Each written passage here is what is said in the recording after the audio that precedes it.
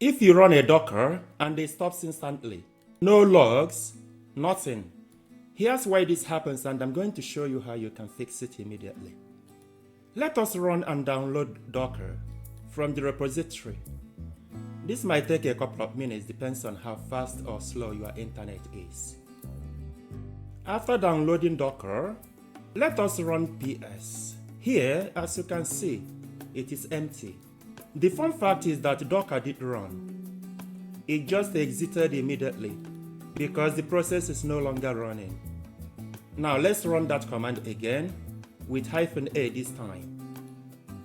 Look at that. Here we've got exit code, which shows that the Docker ran successfully and exited. So this is not an error. This is to say, a Docker container lives only as long as its main process is running. In other words, a container is a process. If there is no process, then there is no container. Let me prove that to you. Now let me log into that very container using this command.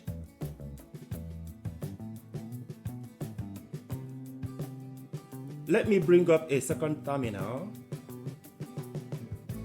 and use the command docker ps. Now as you can see here, the container is up.